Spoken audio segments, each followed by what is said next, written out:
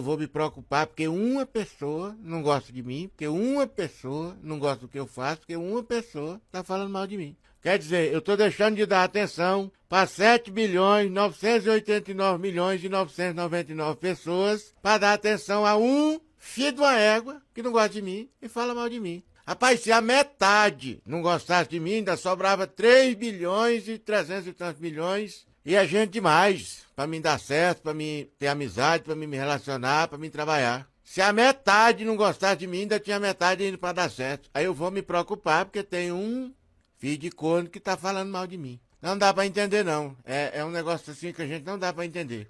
E para não finalizar esse áudio com palavras negativas, eu quero deixar uma palavra de incentivo pro seu dia, que é aquele ditado que diz que trem bom é coisa boa. É difícil.